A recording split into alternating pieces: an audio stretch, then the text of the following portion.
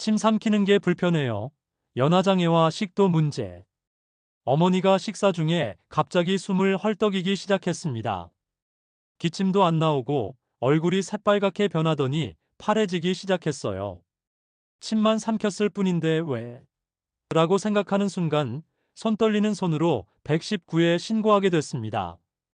평생 당연하게 여겼던 하루 2만 번의 삼키기. 이것이 언제부터 생명을 위협하는 행동이 된 걸까요?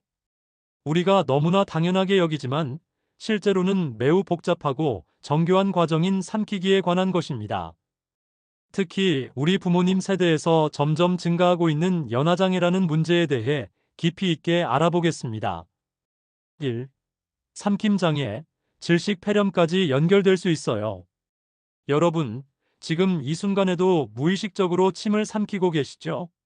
우리는 하루에 평균 2만 번, 1분에 약 14번씩 무언가를 삼킵니다. 음식, 물, 심지어 우리 자신의 침까지 말이에요.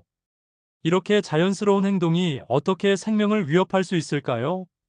실제로 제가 만난 한 가족의 이야기를 들려드릴게요. 75세 김할머니는 평소와 다름없이 아침 식사를 하고 계셨습니다. 그런데 밥 한 숟가락을 입에 넣고 삼키려는 순간 갑자기 심한 기침이 시작됐어요. 하지만 이상했습니다. 기침을 하면서도 소리가 나지 않았거든요. 마치 목에 뭔가 완전히 막힌 것처럼 말이에요. 김할머니의 며느리는 처음에는 단순히 음식이 잘못 넘어간 줄 알았습니다. 등을 두드려주고 물을 마시게 하려고 했죠. 하지만 물조차 삼킬 수 없었습니다. 더욱 놀라운 것은 할머니의 얼굴이 점점 파래지기 시작했다는 것이었어요. 그제서야 이것이 단순한 사례가 아니라는 것을 깨달았습니다. 연하장애가 무서운 이유는 여기에 있습니다. 우리가 음식이나 물을 삼킬 때 실제로는 매우 정교하고 복잡한 과정이 일어나거든요. 혀가 음식을 목 뒤쪽으로 밀어내고 연구개가 올라가서 코로 음식이 역류하는 것을 막고 후두개가 내려가서 기도를 덮어 음식이 폐로 들어가는 것을 차단합니다. 동시에 식도 입구가 열리면서 음식이 위로 향하는 길을 만들어주죠. 이 모든 과정이 0.5초에서 1초 사이에 일어납니다. 정말 놀랍지 않나요?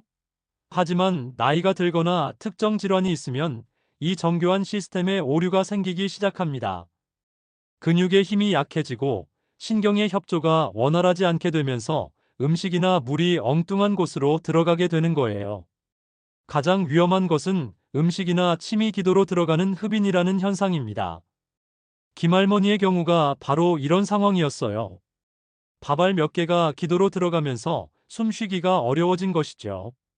다행히 빠른 응급처치로 위험한 순간을 넘겼지만 만약 조금만 늦었다면 질식으로 인한 심각한 상황이 벌어질 수도 있었습니다. 더욱 심각한 문제는 이런 흡인이 반복되면 폐렴으로 이어질 수 있다는 점입니다. 흔히 흡인성 폐렴이라고 불리는 이 질환은 65세 이상 고령자의 주요 사망 원인 중 하나예요. 음식물이나 침에 있는 세균이 폐로 들어가서 염증을 일으키는 것인데 면역력이 약해진 고령자에게는 매우 치명적일 수 있습니다. 실제로 통계를 보면 더욱 놀랍습니다.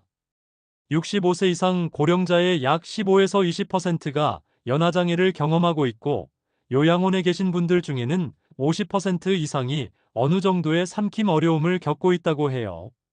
이는 단순히 불편함의 문제가 아니라 생존과 직결된 심각한 건강 문제인 것이죠.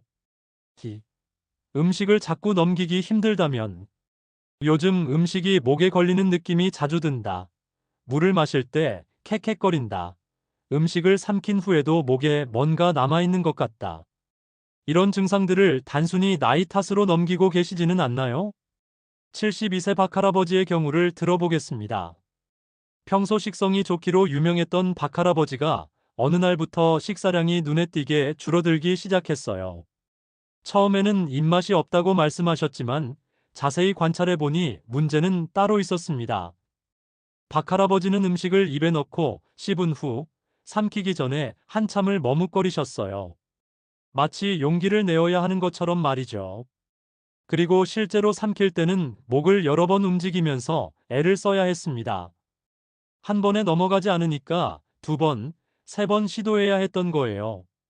이런 증상이 나타나는 이유는 삼키는 과정에서 각 단계가 제대로 이루어지지 않기 때문입니다. 정상적인 삼키기는 크게 3단계로 나뉩니다. 먼저 구강 단계에서는 음식을 잘 씹고 혀로 덩어리를 만들어 목 뒤쪽으로 밀어내야 해요. 그 다음 인두 단계에서는 후두개가 기도를 덮고 식도 입구가 열리면서 음식이 아래로 내려가게 됩니다. 마지막 식도 단계에서는 식도 근육이 수축과 이완을 반복하면서 음식을 위까지 전달하죠. 박할아버지의 경우는 주로 인두 단계에서 문제가 있었어요. 나이가 들면서 목 주변 근육들의 힘이 약해지고 특히 후두개의 움직임이 둔해지면서 음식이 제대로 넘어가지 않았던 것입니다. 그래서 한 번에 삼키지 못하고 여러 번 시도해야 했던 거죠. 더 심각한 경우도 있습니다. 68세 이 할머니는 고기같이 질긴 음식은 아예 피하게 되었다고 하세요. 처음에는 치아 문제인 줄 알았는데 치과에서 검사를 받아보니 치아는 별 문제가 없었어요. 진짜 문제는 씹은 음식을 덩어리로 만들어서 넘기는 능력이 떨어진 것이었습니다. 이 할머니는 음식을 삼킨 후에도 계속 목을 만지작거리곤 했어요. 뭔가 걸린 것 같아라고 하시면서 말이죠. 실제로 음식이 완전히 넘어가지 않고 목 어딘가에 남아있는 느낌이 지속되었던 것입니다. 이런 증상을 의학적으로는 구인두 잔여감이라고 부르는데 삼킨 후에도 음식 찌꺼기가 목에 남아있는 상태를 말해요. 가장 주의해야 할 신호는 삼키면서 나는 소리의 변화입니다. 정상적으로 삼킬 때는 꿀꺽 소리가 명확하게 나거든요. 하지만 연화장애가 있으면 이 소리가 약해지거나 아예 들리지 않을 수 있어요. 대신 꺽꺽하는 소리나 가래 끓는 듯한 소리가 날 수 있습니다. 또 다른 중요한 신호는 식사 후의 목소리 변화예요. 정상적이라면 음식을 삼킨 후에도 목소리가 맑아야 하는데 연화장애가 있으면 목소리가 쉬거나 가래가 낀 듯한 소리가 날 수 있어요. 이는 음식이나 침이 성대 주변에 남아있거나 일부가 기도로 들어갔음을 의미할 수 있습니다. 식사 시간의 변화도 중요한 지표입니다. 예전에 비해 식사 시간이 현저히 길어졌다면 이는 삼키기에 어려움을 겪고 있다는 신호일 수 있어요. 박할아버지의 경우 평소 10분 만에 끝내던 식사가 30분 이상 걸리게 되었거든요. 이런 증상들을 방치하게 되면 영양실조로 이어질 수 있습니다. 삼키기가 어려우니까 자연스럽게 식사량이 줄어들고 특히 고기나 딱딱한 음식을 피하게 되면서 단백질 섭취가 부족해지죠.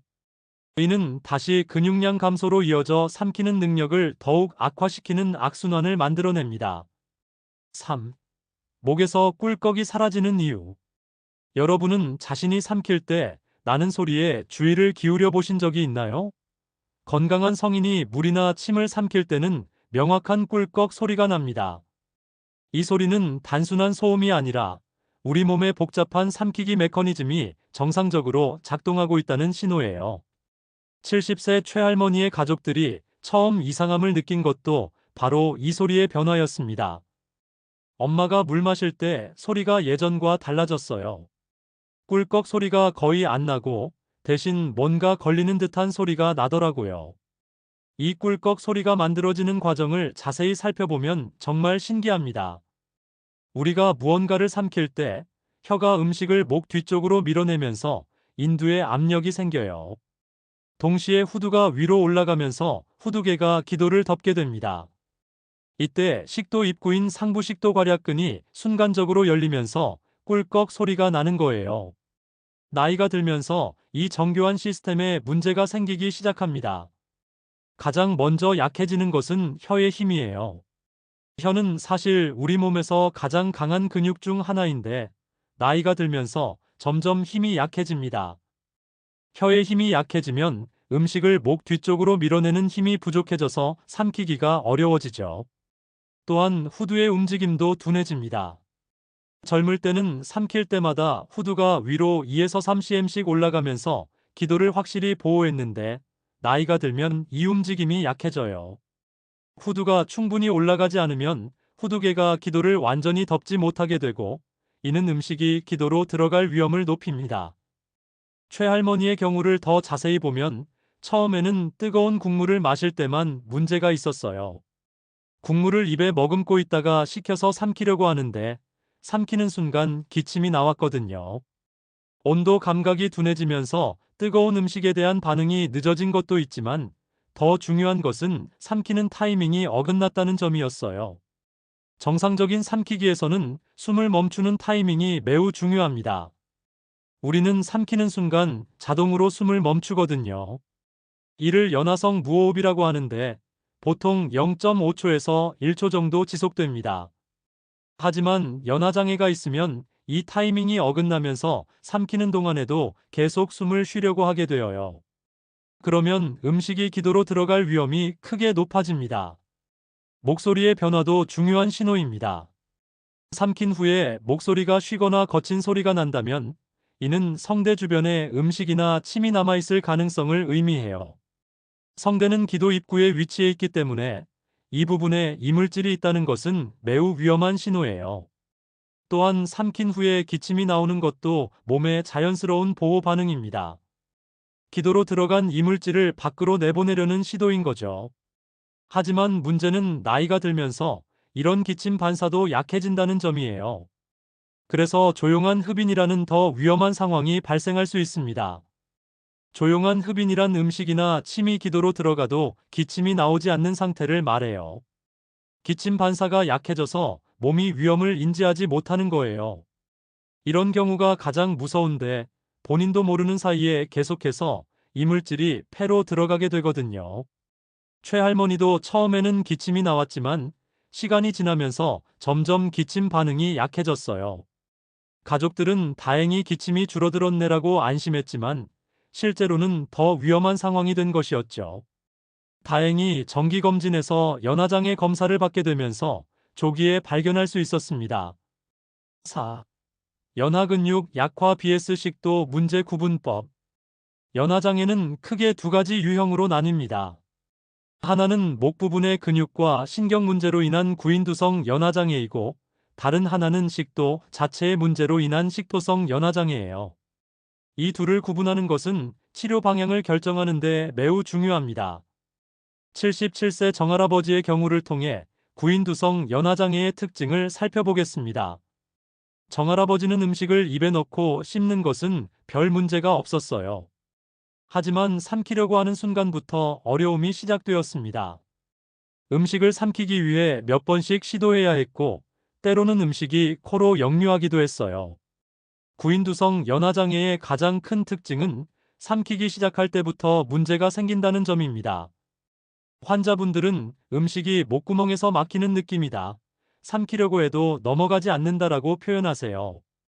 정할아버지도 음식이 목 앞쪽에 걸려서 아래로 내려가지 않는다고 하셨어요. 이런 증상이 나타나는 이유는 목 주변의 여러 근육들이 약해지기 때문입니다. 특히 혀의 기능이 중요한데 혀가 음식을 목 뒤쪽으로 밀어내는 힘이 부족하면 음식이 입안에 오래 머물게 되어요. 또한 인두 근육의 수축력이 약해지면 음식을 아래쪽으로 밀어내는 힘이 부족해집니다. 정할아버지의 경우 특히 액체류를 삼킬 때 더 어려워했어요. 이는 구인두성 연화장애의 전형적인 특징 중 하나입니다. 액체는 고체보다 빠르게 흘러내리기 때문에 근육의 협조가 제대로 이루어지지 않으면 기도로 들어갈 위험이 더 크거든요. 반면 69세 김할머니는 다른 양상을 보였습니다. 김할머니는 음식을 삼키는 것 자체는 큰 어려움이 없었어요. 하지만 삼킨 후에 가슴 부위에 뭔가 걸린 듯한 느낌이 지속되었습니다. 음식이 가슴 한가운데쯤에서 멈춰 있는 것 같아요라고 표현하셨죠. 김할머니의 증상은 식도성 연화장애의 특징을 보여줍니다. 식도성 연화장애는 음식이 목을 넘어간 후 식도를 통과하는 과정에서 문제가 생기는 것이에요. 식도 근육의 움직임이 불규칙해지거나 식도 하부 괄약근이 제대로 열리지 않아서 발생합니다. 식도성 연화장애 환자들은 주로 음식이 가슴에 걸린다, 답답하다, 트림이 자주 나온다고 호소해요. 김할머니도 식사 후에 가슴이 답답해서 물을 많이 마시곤 했는데 이는 식도에 머물러 있는 음식을 밀어내려는 무의식적인 시도였어요. 두 유형을 구분하는 간단한 방법이 있습니다. 먼저 물을 조금씩 마셔보세요. 구인두성 연화장애가 있다면 물을 삼키는 순간부터 기침이 나거나 사레가 들릴 거예요. 반면 식도성 연화장애라면 물은 비교적 잘 넘어가지만 삼킨 후에 가슴 부위에 답답함을 느낄 수 있습니다. 또 다른 구분법은 음식의 온도와 질감에 대한 반응을 보는 것입니다. 구인두성 연화장애는 액체류, 특히 차가운 물에서 증상이 더 심해지는 경우가 많아요. 반면 식도성 연화장애는 고체 음식, 특히 빵이나 밥 같은 음식에서 더 문제가 됩니다. 정할아버지는 찬물을 마실 때 특히 어려워했는데 이는 차가운 온도가 인두 근육의 반사를 더욱 둔하게 만들었기 때문이에요.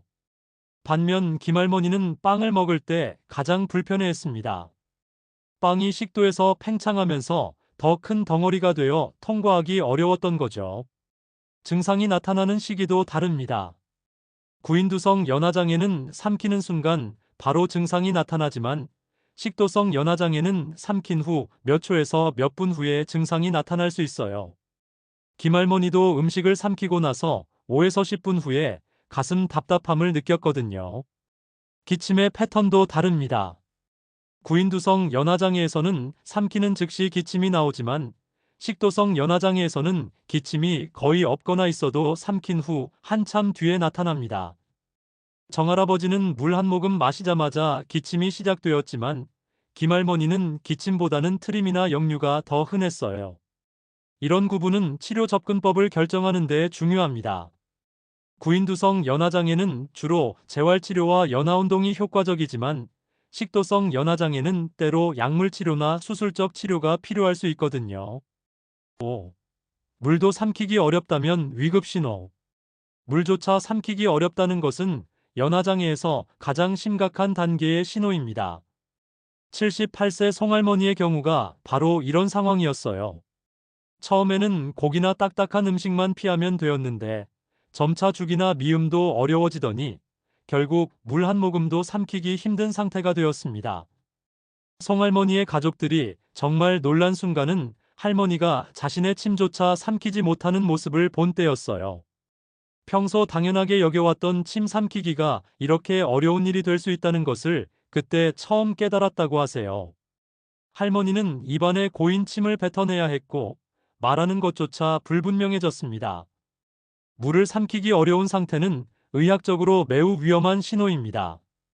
우리 몸은 하루에 약 1.5리터의 침을 분비하는데 이것을 제대로 삼킬 수 없다면 탈수는 물론이고 흡인성 폐렴의 위험이 급격히 높아져요. 실제로 송할머니도 입안에 고인 침이 기도로 흘러들어가면서 잦은 기침과 열이 나기 시작했습니다. 이런 상태가 되면 가장 먼저 확인해야 할 것은 의식 상태와 전반적인 건강 상태입니다. 갑작스럽게 물도 삼킬 수 없게 되었다면 뇌졸중이나 다른 급성 질환을 의심해 봐야 해요. 송할머니의 경우는 점진적으로 악화된 경우였지만 그래도 응급실을 방문해서 정확한 원인을 파악하는 것이 필요했습니다. 물을 삼키기 어려운 상태에서 나타나는 위험 신호들을 자세히 알아보겠습니다. 첫 번째는 침 흘림입니다. 평소 침을 잘 삼키던 분이 갑자기 침을 흘리기 시작한다면 이는 매우 심각한 신호예요. 송할머니도 처음에는 식사할 때만 문제가 있었는데 나중에는 평상시에도 입가에 침이 계속 고여 있었습니다. 두 번째 위험 신호는 목소리의 변화입니다. 물을 삼키기 어려운 상태에서는 성대 주변에 침이나 분비물이 고이게 되어 목소리가 거칠어지거나 쉬어버려요. 송할머니도 평소보다 목소리가 많이 쉬었고 말할 때마다 가래가 끓는 듯한 소리가 났습니다. 세 번째는 호흡 패턴의 변화입니다.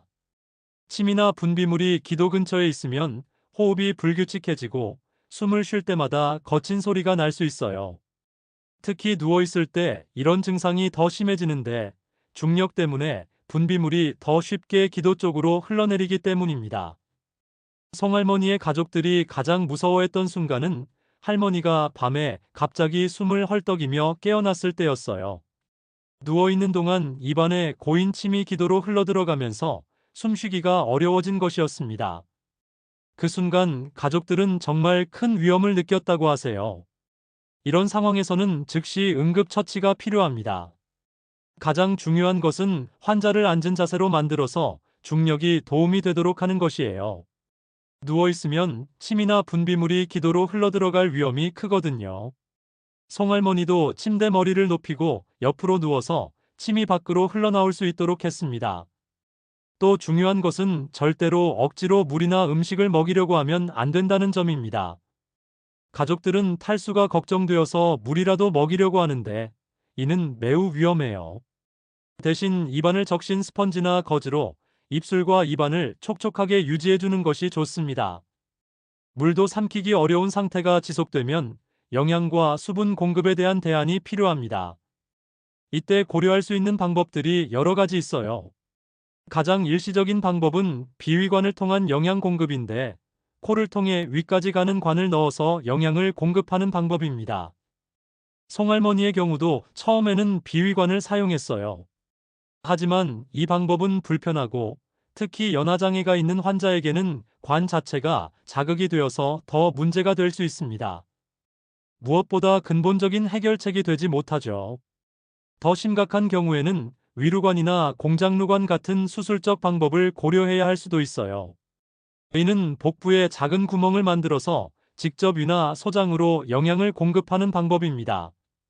하지만 이런 방법들은 최후의 수단이고 가능한 한 재활치료를 통해 삼키는 기능을 회복하는 것이 목표예요. 다행히 송할머니는 집중적인 재활치료를 통해 어느 정도 기능을 회복할 수 있었습니다. 처음에는 젤리 형태의 물부터 시작해서 점차 농도가 진한 액체로 진행했어요.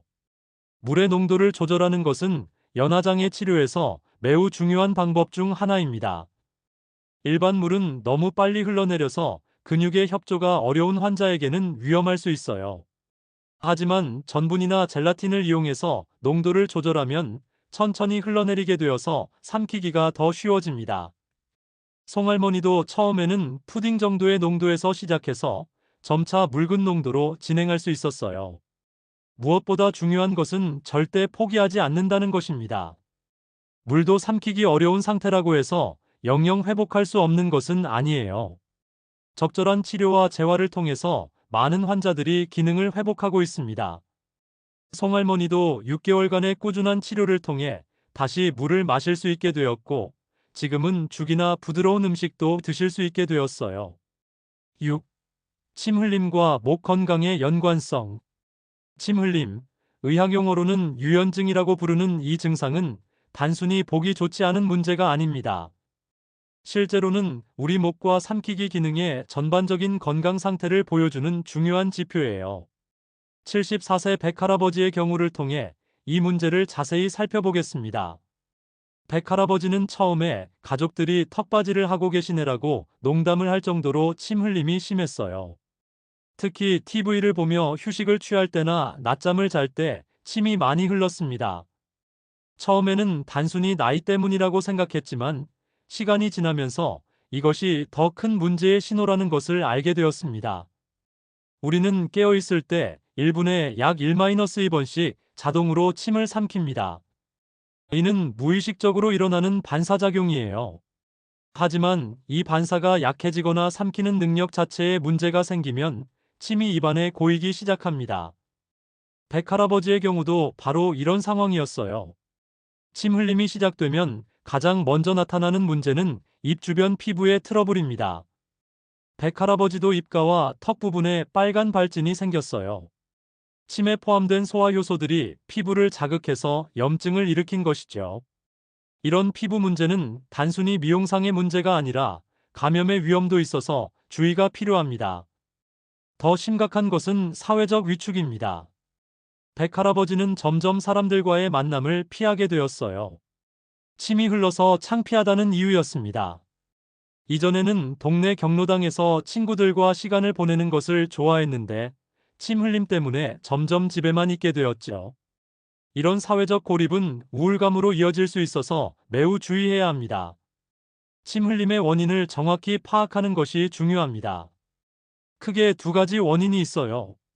첫 번째는 침의 분비량이 과도하게 증가하는 경우이고 두 번째는 침을 삼키는 능력이 떨어지는 경우입니다.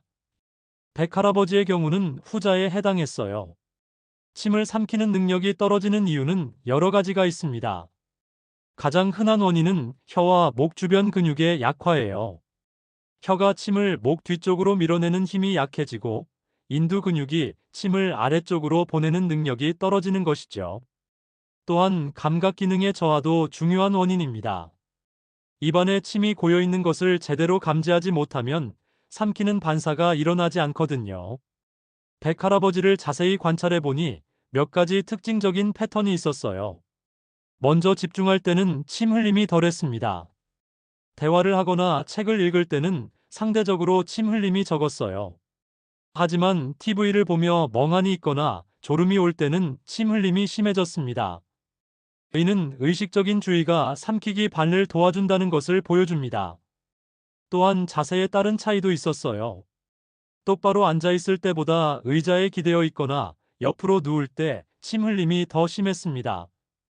중력의 영향으로 침이 입 밖으로 흘러나가기 쉬운 자세에서 더 문제가 되었던 거죠. 가장 우려스러운 것은 밤에 자는 동안의 침 흘림이었습니다. 백할아버지는 아침에 일어나면 베개가 침으로 젖어 있곤 했어요. 잠을 자는 동안에는 삼키는 반사가 더욱 약해지기 때문에 이런 현상이 나타납니다. 문제는 이렇게 고인 침이 기도로 흘러들어갈 위험이 있다는 점이에요. 실제로 백할아버지도 새벽에 기침을 하며 깨는 일이 잦아졌습니다. 잠을 자는 동안 기도로 들어간 침 때문에 기침 반사가 일어난 것이죠. 이는 수면의 질을 떨어뜨릴 뿐만 아니라 흡인성 폐렴의 위험도 높입니다. 침 흘림을 개선하기 위한 방법들이 여러 가지 있습니다. 가장 기본적인 것은 자세 관리예요. 백할아버지도 가능한 한 똑바로 앉은 자세를 유지하려고 노력했습니다. 특히 식사 후에는 30분 이상 앉은 자세를 유지해서 침이 자연스럽게 넘어갈 수 있도록 했어요. 구강 운동도 도움이 됩니다. 혀를 좌우로 움직이거나 입술을 오므렸다 펴는 운동, 볼을 부풀렸다 오므리는 운동 등이 목 주변 근육을 강화하는 데 효과적이에요. 백할아버지도 하루에 몇 번씩 이런 운동을 했습니다. 의식적인 삼키기 연습도 중요합니다. 타이머를 맞춰두고 일정 시간마다 의식적으로 침을 삼키는 연습을 하는 거예요. 처음에는 어색하지만 점차 자연스러운 반사를 촉진하는 데 도움이 됩니다. 심한 경우에는 약물 치료를 고려할 수도 있어요. 침 분비를 줄이는 약물이나 삼키는 기능을 개선하는 약물 등이 있습니다. 하지만 이런 약물들은 부작용도 있을 수 있어서 반드시 의사와 상의해서 사용해야 해요. 백할아버지는 3개월간의 꾸준한 노력을 통해 침 흘림을 상당히 개선할 수 있었습니다. 완전히 없어지지는 않았지만 일상생활에 큰 지장이 없을 정도로 줄어들었어요. 가장 중요했던 것은 가족들의 이해와 지지였습니다. 창피하다고 숨기지 않고 적극적으로 치료에 임할 수 있었던 것이 큰 도움이 되었어요. 7. 흡인성 폐렴, 조용한 위협. 흡인성 폐렴은 연화장애의 가장 무서운 합병증입니다. 81세 서할아버지의 경우를 통해 이 위험한 질환에 대해 자세히 알아보겠습니다. 서할아버지는 평소 건강하셨던 분인데 어느 날 갑자기 고열과 기침으로 응급실에 실려왔어요. 처음에는 단순한 감기나 독감으로 생각했습니다. 하지만 흉부 엑스레이를 찍어보니 폐에 염증이 있었고 더 자세한 검사 결과 흡인성 폐렴으로 진단되었어요. 가족들은 할아버지가 언제 무엇을 잘못 삼키셨다는 거죠? 라며 의아해했습니다. 평소 식사도 잘하시고 특별한 증상이 없었거든요. 여기서 흡인성 폐렴의 무서운 점이 드러납니다. 이 질환은 조용한 위협이라고 불릴 만큼 초기에는 뚜렷한 증상이 없는 경우가 많아요. 서할아버지도 마찬가지였습니다. 평소 가끔 기침을 하긴 했지만 나이 때문이라고 생각했고 식사할 때도 특별한 어려움을 느끼지 못했어요. 하지만 자세히 살펴보니 징조가 있었습니다.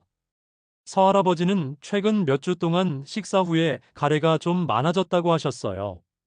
또한 밤에 가끔 기침 때문에 깨는 일이 있었습니다.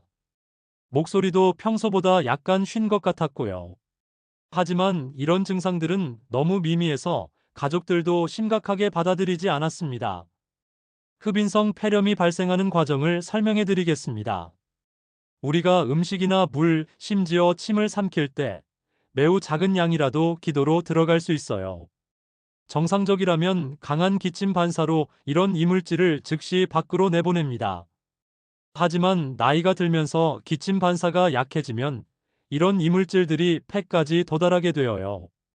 폐에 도달한 음식물이나 침에는 수많은 세균이 포함되어 있습니다. 특히 구강 내 세균들은 폐에 들어가면 심각한 염증을 일으킬 수 있어요. 서할아버지의 경우도 평소 치주염이 있었는데 구강 내 세균이 침과 함께 폐로 들어가면서 염증을 일으킨 것으로 추정되었습니다. 가장 무서운 것은 조용한 흡인이라는 현상입니다. 음식이나 침이 기도로 들어가도 기침이 나오지 않는 상태를 말해요. 기침 반사가 너무 약해져서 몸이 위험을 인지하지 못하는 거죠. 서할아버지도 이런 상태였을 것으로 추정됩니다. 매일 조금씩 침이나 음식 찌꺼기가 폐로 들어갔지만 기침이 나오지 않아서 본인도 가족도 모르고 있었던 거예요. 흡인성 폐렴의 초기 증상은 매우 미묘합니다. 가장 흔한 것은 미열과 가래가 늘어나는 것이에요. 하지만 이런 증상들은 일반적인 감기나 기관지염과 구별하기 어렵습니다. 서할아버지도 처음에는 요즘 목감기가 좀 있는 것 같다고만 하셨어요. 또 다른 초기 증상은 식욕부진과 전신 쇠약감입니다. 몸이 감염과 싸우느라 에너지를 많이 소모하기 때문이에요. 서할아버지도 최근 며칠 동안 평소보다 식사량이 줄어들었고 몸이 좀 무겁다고 하셨습니다. 하지만 가족들은 단순히 나이 때문이라고 생각했어요. 흡인성 폐렴이 진행되면 더 명확한 증상들이 나타납니다. 고열, 심한 기침, 가래, 숨쉬기 어려움 등이 그것이에요.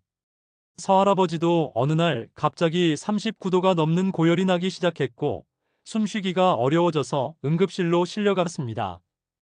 병원에서 시행한 검사들을 보면 흡인성 폐렴의 특징을 잘 알 수 있어요. 흉부 X-레이에서는 주로 폐의 아래쪽 부분에 염증이 보입니다. 중력 때문에 흡인된 물질들이 폐의 아래쪽으로 흘러가기 때문이에요. 혈액 검사에서는 백혈구 수치가 높아지고 염증 수치인 CRP도 상승합니다. 흡인성 폐렴의 치료는 일반적인 폐렴과 약간 다릅니다. 구강 내 세균들이 주요 원인이기 때문에 이런 세균들의 효과적인 항생제를 사용해야 해요. 또한 기도 청소와 가래 배출을 도와주는 치료도 중요합니다.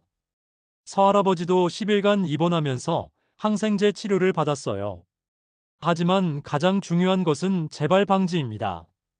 흡인성 폐렴은 한 번 발생하면 재발할 가능성이 높거든요. 서할아버지도 퇴원 후에 연화장애 검사를 받았는데 역시 경미한 연화장애가 있었습니다. 평소에는 증상을 느끼지 못할 정도였지만 실제로는 삼키는 기능에 문제가 있었던 거예요. 예방이 치료보다 훨씬 중요합니다. 가장 기본적인 것은 구강 위생 관리예요. 입안의 세균을 줄이는 것이 흡인성 폐렴 예방의 첫걸음입니다. 서할아버지도 퇴원 후에는 하루에 3번 이상 양치질을 하고 구강 청결제도 사용하기 시작했어요. 식사 자세도 중요합니다. 가능한 한 똑바로 앉은 자세에서 식사하고 식사 후에도 최소 30분간은 앉은 자세를 유지해야 해요. 서할아버지도 침대에서 식사하던 습관을 바꿔서 식탁에서 식사하기 시작했습니다. 음식의 농도 조절도 도움이 됩니다. 너무 묽은 액체는 기도로 들어가기 쉬우니까 약간 농도를 진하게 만들어서 드시는 것이 좋아요. 서할아버지도 물을 마실 때 전분을 조금 넣어서 농도를 조절했습니다. 정기적인 검진도 중요합니다. 특히 고령자나 연화장애가 있는 분들은 주기적으로 폐 상태를 확인해야 해요. 서할아버지도 이제는 3개월마다 병원에서 검진을 받고 있습니다. 무엇보다 가족들의 관심과 주의가 필요합니다. 작은 변화라도 놓치지 않고 관찰하는 것이 중요해요. 기침이 늘어나거나 목소리가 변하거나 식욕이 떨어지는 등의 증상이 있으면 즉시 의료진과 상담하는 것이 좋습니다. 8. 연화 운동이 필요한 이유. 연화 운동, 즉 삼키기 운동은 연화장애 치료와 예방에서 가장 중요한 부분입니다. 73세 조할머니의 회복 과정을 통해 연화 운동의 중요성과 실제 효과를 자세히 살펴보겠습니다. 조할머니는 6개월 전 경미한 뇌졸중을 겪으신 후 연하장애가 시작되었어요. 처음에는 물만 마셔도 캑캑거리고 고체 음식은 거의 드실 수 없었습니다. 병원에서는 당분간 비위관을 통해 영양을 공급해야 한다고 했지만 할머니와 가족들은 다시 입으로 음식을 드시고 싶다는 강한 의지를 보였어요. 연화 운동이 왜 효과적인지 이해하려면 먼저 삼키기 과정에서 사용되는 근육들을 알아야 합니다. 삼키기에는 무려 50개 이상의 근육과 6개의 뇌신경이 관여해요. 혀, 턱, 목, 후두, 식도까지 복잡한 협조 작업이 이루어지는 거죠. 이 중 어느 하나라도 제 기능을 못하면 삼키기에 문제가 생깁니다. 조할머니의 경우 주로 혀의 기능과 후두의 움직임에 문제가 있었어요. 뇌졸중으로 인해 이 부분을 조절하는 신경에 손상이 생긴 것이죠. 하지만 다행히 우리 뇌는 신경가소성이라는 놀라운 능력을 가지고 있어요. 손상된 신경 대신 다른 신경이 그 기능을 대신할 수 있고 꾸준한 운동을 통해 이런 변화를 촉진할 수 있습니다.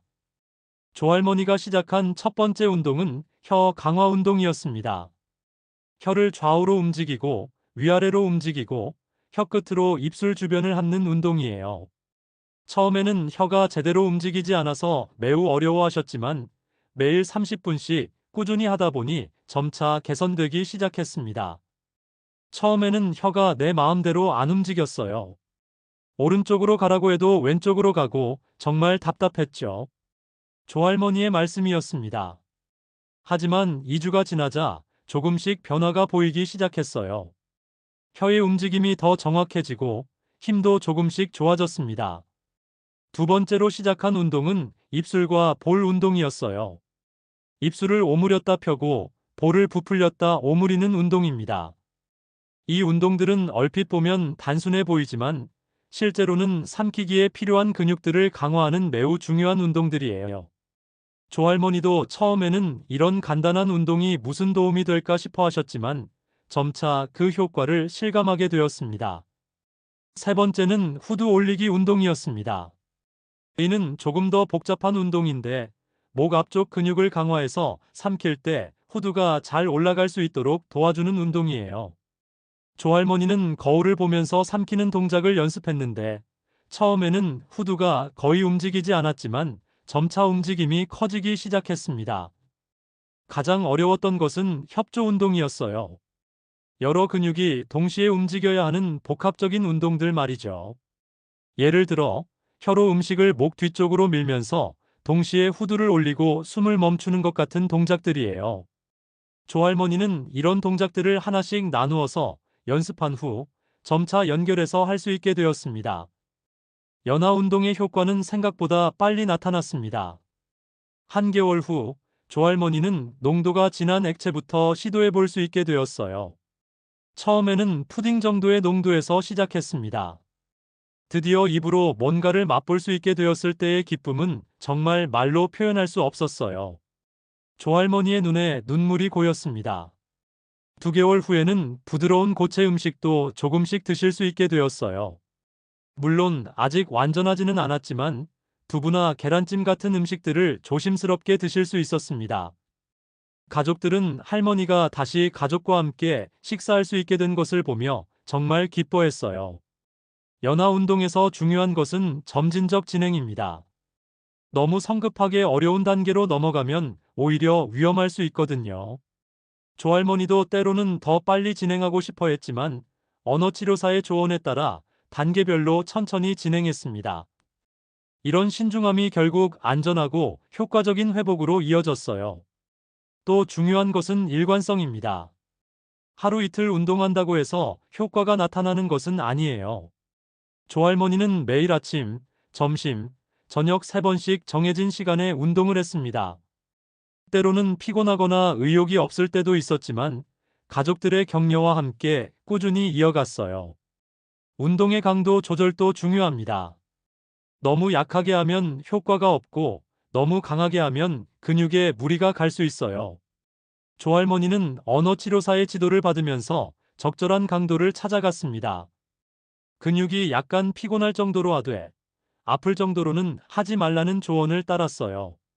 3개월이 지나자 더욱 놀라운 변화가 있었습니다. 조할머니는 이제 밥도 드실 수 있게 되었어요. 물론 물에 불린 밥이었지만 그래도 한국인에게 밥을 다시 먹을 수 있다는 것은 정말 큰 의미였습니다. 밥맛을 다시 느낄 수 있게 되어 정말 행복해요라고 하시며 환하게 웃으셨어요. 6개월 후 조할머니는 거의 정상에 가까운 식사가 가능해졌습니다. 물론 아직 완전히 예전과 같지는 않아서 딱딱한 음식이나 질긴 고기는 피해야 했지만 대부분의 음식을 드실 수 있게 되었어요. 더 중요한 것은 안전하게 드실 수 있게 되었다는 점이었습니다. 연하 운동의 효과는 단순히 삼키는 기능의 회복에만 그치지 않았습니다. 조할머니는 전반적인 삶의 질이 크게 향상되었다고 하세요. 가족과 함께 식사할 수 있게 되면서 사회적 관계도 회복되었고 영양 상태도 크게 개선되었습니다. 무엇보다 다시 살아있다는 느낌을 받을 수 있게 되었다고 하셨어요. 연하 운동은 치료 목적뿐만 아니라 예방 목적으로도 매우 중요합니다. 아직 연하 장애가 없는 분들도 정기적으로 연하 운동을 하면 나이가 들어도 삼키는 기능을 오래 유지할 수 있어요. 특히 60세 이후부터는 예방적 차원에서 연하 운동을 시작하는 것을 권합니다. 간단한 연하 운동들은 집에서도 충분히 할 수 있어요. 거울을 보며 아에이오 발음을 크게 하거나 혀를 좌우로 움직이는 운동, 침을 의식적으로 삼키는 연습 등은 누구나 쉽게 할 수 있는 운동들입니다. 하루에 10에서 15분 정도만 투자해도 큰 도움이 되어요. 하지만 이미 연하장애 증상이 있는 분들은 반드시 전문가의 지도를 받아야 합니다. 잘못된 운동은 오히려 증상을 악화시킬 수 있거든요. 조할머니도 처음에는 혼자 운동하려고 했지만 언어치료사의 도움을 받으면서 훨씬 효과적이고 안전하게 운동할 수 있었어요. 여러분, 지금까지 우리가 너무나 당연하게 여겨왔던 삼키기에 대해 함께 알아보았습니다.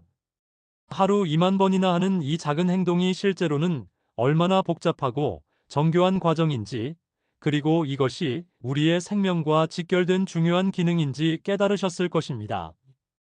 오늘 나눈 이야기들을 통해 우리는 몇 가지 중요한 사실들을 확인했습니다. 첫째, 연하장애는 단순한 불편함이 아니라 생명을 위협할 수 있는 심각한 건강 문제라는 것이에요. 질식이나 흡인성 폐렴 같은 위험한 합병증으로 이어질 수 있거든요. 둘째, 연하장애의 초기 증상들을 조기에 발견하고 대응하는 것이 매우 중요합니다. 음식이 목에 걸리는 느낌, 물을 마실 때 캑캑거림, 식사 후 목소리 변화 같은 증상들을 그냥 나이 탓으로 넘기지 마세요. 이런 신호들을 놓치지 않고 적절히 대응한다면 더 심각한 상황을 예방할 수 있습니다. 셋째, 연하장애는 치료 가능한 질환이라는 희망적인 소식입니다.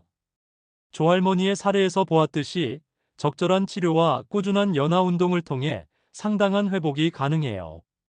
물론 완전한 회복이 어려운 경우도 있지만 포기하지 않고 노력한다면 분명히 개선의 여지가 있습니다. 가장 중요한 것은 연하장애가 재활치료의 대상이라는 점입니다. 이는 의학적 치료가 필요한 질환이지 그냥 참고 지나갈 수 있는 문제가 아니에요. 만약 여러분이나 가족 중에 삼키기 어려움을 호소하는 분이 있다면 주저하지 마시고 전문의와 상담하세요. 언어치료사, 재활의학과 의사, 이비인후과 의사 등 여러 전문가들이 연하장애 치료에 참여할 수 있습니다. 정확한 진단을 통해 원인을 파악하고 개인별 맞춤 치료 계획을 세운다면 충분히 좋은 결과를 기대할 수 있어요. 예방도 치료만큼 중요합니다. 규칙적인 구강 운동, 올바른 식사 자세, 적절한 음식 농도 조절, 구강 위생 관리 등을 평소에 실천한다면 연하장애를 예방하거나 진행을 늦출 수 있습니다. 특히 60세 이후부터는 예방적 차원에서 이런 관리들을 시작하는 것이 좋아요. 무엇보다 가족과 주변 사람들의 관심과 지지가 필요합니다. 연하장애는 환자 혼자만의 문제가 아니라 온 가족이 함께 대처해야 하는 문제예요. 환자의 작은 변화도 놓치지 않고 관찰하고 치료 과정에서 포기하지 않도록 격려하는 것이 매우 중요합니다. 마지막으로 연하장애를 부끄러워하거나 숨기려 하지 마세요. 이는 자연스러운 노화 과정에서 나타날 수 있는 문제이고 적절한 치료를 받으면 충분히 개선할 수 있는 질환입니다. 조기 발견과 적극적인 치료가 가장 중요한 열쇠예요. 오늘 이 영상이 연하장애로 고생하고 계신 분들과 그 가족들에게 조금이나마 도움이 되었기를 바랍니다. 그리고 아직 증상이 없는 분들에게는 예방의 중요성을 깨닫는 계기가 되었으면 좋겠어요. 여러분의 소중한 삼키기 기능, 그리고 건강한 노후를 위해 지금부터라도 관심을 가져보세요. 작은 관심과 노력이 큰 변화를 만들어낼 수 있습니다. 오늘도 시청해주셔서 감사합니다. 다음에도 더 유익한 건강 정보로 찾아뵙겠습니다. 건강하세요.